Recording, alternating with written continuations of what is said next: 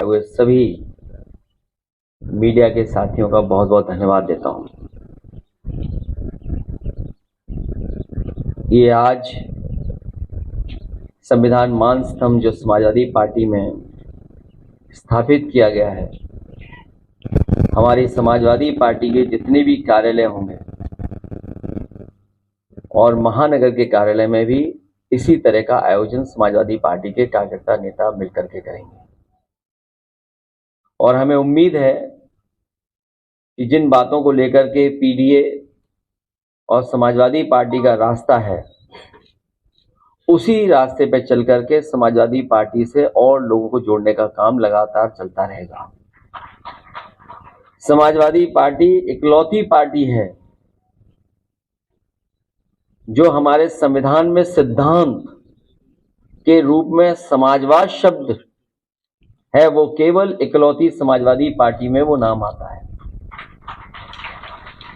जहां आज संविधान मान स्तंभ की स्थापना हो रही है, वहीं आज हम कारगिल विजय दिवस के तमाम हमारे वीर शहीदों को भी याद करते हैं। मैं उनको भी नमन करता हूं। मैं सभी लोगों का बहुत बहुत धन्यवाद देता हूं। आप जानते होंगे, हम तो जा ही नहीं पाते किसी कार्यालय या मंत्री से उठने बैठने। आप में से तो बहुत लोग उठते बैठते हैं मंत्री जी के। आप सब तरह कार्यालयों में घूमते हैं, आप जा सकते हैं। तो आपको हमसे ज्यादा भ्रष्टाचार पता है, लेकिन आप बताते नहीं हो। नहीं पता है आपको, ऐसा नहीं है कि आपको नहीं पता है, आपको सबको पता है और आपको अपने विभाग का भी पता है।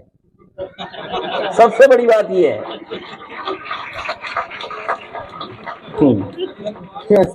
अगर ये बात गलत हो तो बताओ मुझे। नगर इलाके में कौन बचा रहा है, सोचो आप। सरकार में बैठे लोग, खासम खास लोग जिनके पास पैसा है, जिनके पास संपर्क है, उस हत्या का खुलासा नहीं होने दे रहे हैं और जो दोषी हैं उनको नहीं पकड़ने दे रहे हैं। वो लोग बीजेपी के लोग हैं शामिल। मेरे में पूरी फाइल है कि जहां बीजेपी के लोग ही कानून व्यवस्था को बिगाड़ रहे हैं। तो कितनी कहानी बताऊं, ये तो कुछ जगह की कहानी है। और आप याद कीजिए, आईपीएस कितने दिन फरार रहा। कानपुर में जो दंगा हुआ था,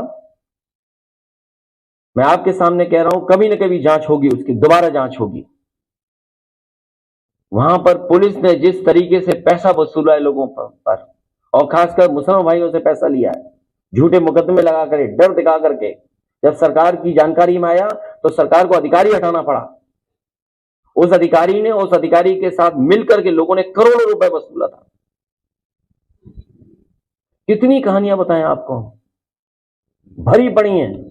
और फाइल अभी मुझे लोग देखे गए हैं, अगर फाइल का पढ़ दें तो न जाने कितना भ्रष्टाचार दिखा, ऊपर से ही देखेंगे। बताओ, आप अस्पताल जाते हो, ड्रोन की जरूरत है आपको क्या अस्पताल में भीड़ देखने के लिए? लोहिया अस्पताल जाइए, आप सिविल हॉस्पिटल जाइए, पीजीआई आप जाइए, क्या आपको ड्रोन की जरूरत पड़ेगी भीड़ देखने के लिए? आप किसी रेलवे स्टेशन पे चले जाओ, आपको जरूरत पड़ेगी ड्रोन की भीड़ के लिए, देखने के लिए? तो 10 साल रह करके इन्होंने हर व्यवस्था को खराब किया है। हर व्यवस्था, हर विभाग बर्बाद कर दिया। ये दावा करते थे कि मेडिकल कॉलेज बना रहे हैं, बताइए 13 मेडिकल कॉलेज नहीं बन पाए, जिनको एनएमसी ने मान्यता नहीं दी। कहीं मान्यता मिली है 13 मेडिकल कॉलेजों को? और जो मेडिकल कॉलेज हैं उनकी स्थिति क्या है? कहीं इलाज नहीं मिल रहा गरीब को। एक जिला अस्पताल नहीं बनाया जहां पर दवाई, इलाज, इंतजाम पूरा मिल जाए गरीब को। तो स्वास्थ्य विभाग वो दिखाई दे रहा है, और कितना भ्रष्टाचार होगा उसमें पता ही नहीं। ये तो कुछ खुल रहे हैं, और ये खुल इसलिए रहे हैं कि कुछ लोग मोहरा बन गए। ये नई तरह की टेक्नोलॉजी, तो टेक्नोलॉजी के हिसाब से बोलना पड़ रहा है। आप समझ गए हो कौन मोहरा है? सुनने में आया कि मौर्य जी मोहरा है। दिल्ली के वाईफाई के पासवर्ड हैं।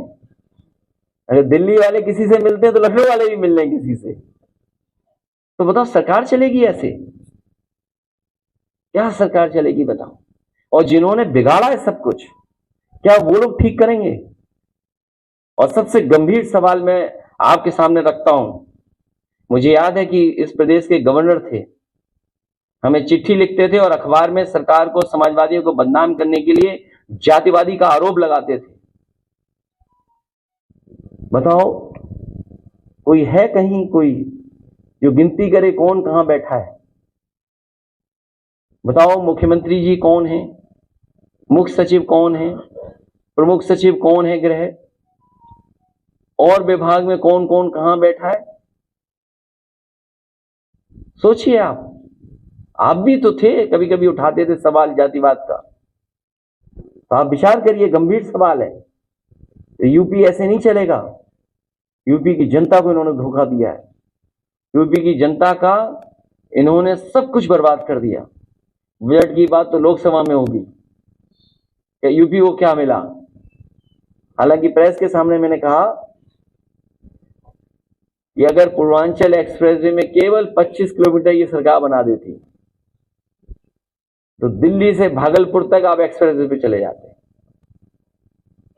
जिस गांव में जितना बना करके छोड़ दिया हम लोगों ने, उस गांव से आगे 1 इंच जमीन नहीं सरकार ने ली। अगर कोई गाजीपुर का हो तो वो जानता होगा, पखनपुरा तक छूट गई थी सड़क, उसके आगे नहीं सड़क जा पाई। समाजवादी लोग आएंगे तो मदरसों को मॉडर्नाइज करने का काम और उनको सुविधा देने का काम होगा पढ़ाई को लेकर के।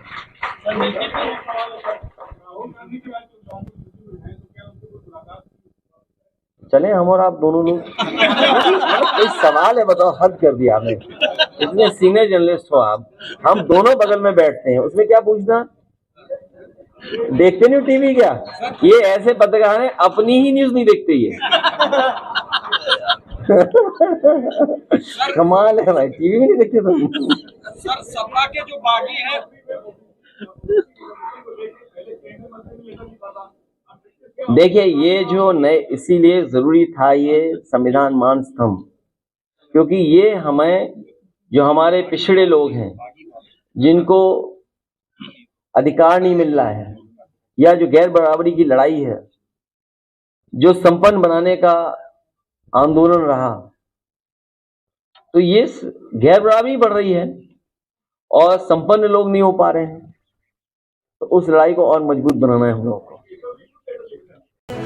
9 PM न्यूज, हम दिखाएंगे झूठ को सच का आईना। सच के लिए देखते रहिए 9 PM न्यूज।